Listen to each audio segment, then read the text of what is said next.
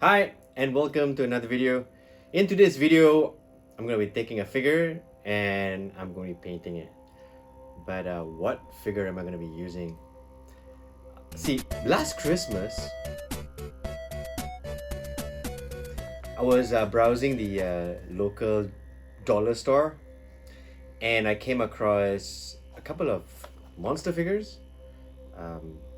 So what I did was I picked up a couple. Now, if you eat at your local dollar store, it's always advisable to just give the figures a chance because you never know what you're gonna get.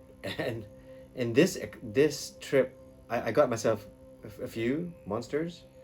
Um, these monsters are mostly for my role playing games, which actually has taken off in the store over the last couple of months.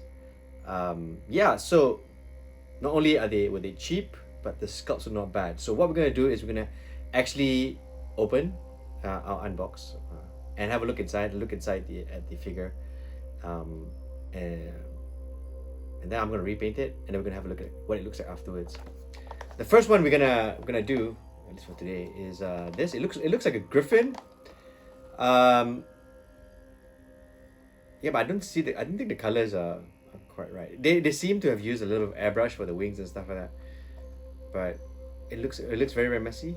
Actually, you know what? If you were just doing normal role playing games, you could actually like put this on your table, and your players, would be just as impressed, if not like happy that there's something there to represent. But giving it a nice coat of paint, gives you a little bit of practice with your brush. Helps you paint a figure that's a bit different. Yeah, to break the monotony of painting armies and painting, licensed miniatures. And speaking of licenses, I had a look at what this range is called. It's called Dragon Devildom Contend. I don't know what that means. I tried googling it. It came up a computer game, and when I looked through the computer, I didn't see any dragons. So I'm not so sure what it is really, but this range is called the Dragon Dom Contend, and it's done by this company called Joyit. I'm not so sure. It's got a J or Y and a little like maracas and a T. So I'm not so sure what brand this is. Having said that, it's a very nice looking figure. So I'm quite looking forward to get it done. So let's not waste any time. Let's get to it. Let's do this one. It looks like a Gryphon. It's got an eagle's head. It's got wings. Yeah, it looks like a Gryphon. I'll probably paint it just like any other normal Gryphon. But before that, I want to say that the packaging is quite nice. It's actually it's sealed nicely. I think the packaging of these cheap figures have definitely improved. And you wonder, what the cost of each figure is. Yep, but that's a discussion for another day. Let's get painting. Right, so here's the figure. As you can see, it looks very much like a typical Gryphon. The wings have been airbrushed, but very sloppily, all over the place. The face, let's look at the face. Face is not bad. Some care has been done for the face. Let's look at the body over here. Yeah, it's got some nice textures over here. Pity though, because actually the airbrushing is terrible, but it's not that bad. It's pretty decent. I mean, if you put this on the table, your adventuring party would be quite happy with it. Yeah, so this is what it looks like before we start working on it. So I gave the figure a base coat of black because I knew this is the undercolor that I wanted to go with, something dark. Then I started working on the head and giving it a nice starship interior color, which is basically an army painter color that I used before I put on the white. Then I started working on the wings, and I used some bestial brown, monster brown, just a nice middle mix. Give it an initial black wash just to be sure. And if you look at the figure, I did the eyes a little bit, I did the beaks a little bit, just to know where everything is. A slight dry brush, just to bring out a little bit of the detail. But I like how the figure looks, and I like how it turned out. I did not want to paint the edge of the tail too much because I wanted that to be also a little bit dark.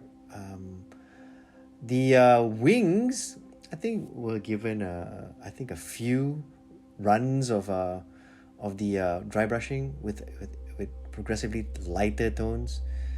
If you're painting a figure like this, I mean, the idea is to go with, something that's fast and quick, in order to get the job done. And then what I did next was started working on the lion side, and would you believe it? I use mithril orange, which is well, I went with instinct, and that orange seems to work well. And you know what? When you put this color on the base of black, it really comes out. And as you can see here, the musculature on the model is really not bad. It's really, really nice. I'm very impressed by how this figure is actually sculpted. Yeah, it's definitely put a smile on my face. What I did next was I went in again and I did some dry brushing to the fur coat, whatever fur there is under the wings, on the body of the on the Gryphon. I did some black lining for the beak because I wanted a little bit of definition. I wanted you to see the difference between the beak and the face. When I did it without the black line, it just didn't look so great. The blue in the eyes was the figure actually came with red eyes, and I didn't really like that, so yeah, so I went with blue instead. Yeah, this is pretty much it. This is what the figure looks like once it's done. I called this done, I think 30 minutes before this video is shot, and I didn't stop, and I just went back in again. I did a little bit more, few more washes with some flesh wash mix with the quick shade mixing medium. I did a few more levels of highlights with the lion skin at the bottom. The base is basically a simple STL base I found online, which I got my friend Joe to print for me. It works. I went for I think it's 80 millimeter because, well, I didn't want the figure to be off balance, and I think that was a good decision because everything looks pretty stable. I had to pin the feet of the base to the model. Just in case you're wondering, this model is made out of something it's like a rubbery material, so it's not exactly resin. I think it's rubber. I'm not really so sure, but it was easy to drill it in. The base also has some skulls on it, which I painted, but it doesn't really stand out here. So yeah, I went in, did some basing with Army Painter bases, and some black basing and some static grass. Actually, the figure looks really, really nice. I did not want to spend too much time on this figure. I think I did about maybe 2, maybe 3, maybe stretching it to 4 hours. And this is one of those things you do just to pass the time, and just to see whether you could make this figure look any better. I think I cleaned up the figure. If anything, I cleaned up the figure. This figure is not superly different from the figure I bought out of the blister, but yeah, I like it. I like how it turned out. It got me a chance to work with certain color choices, and yeah, I'm pretty much glad how it turned out. If you like videos like this, I'm gonna do a few more. I've got a few more monsters from the trip to the dollar shop, and I'll do some of that. But if you like this, if you like figures like this, if you like videos like this, do let me know. I'll probably do a few more. In fact, I like doing this. I'll do this anyways. But do show your support if you like it. So it's nice to feel it.